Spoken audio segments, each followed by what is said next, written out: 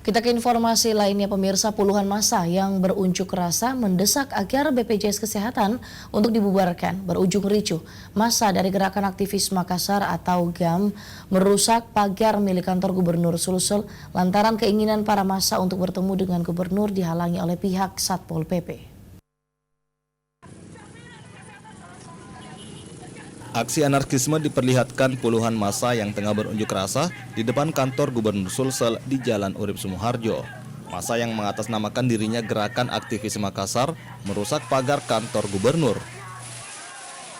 Aksi pengerusakan pagar ini dinilai para demonstran sebagai bentuk kekesalan mereka lantaran dihalangi pihak Satpol PP saat akan masuk ke kantor untuk bertemu dengan gubernur.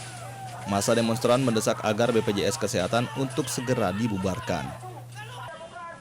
Aparat kepolisian dari Polsek Panakukang yang turun berusaha meredam emosi massa agar tidak semakin anarkis. Setelah berorasi, akhirnya mahasiswa membubarkan diri. Muhammad Ikrar, Celebes TV.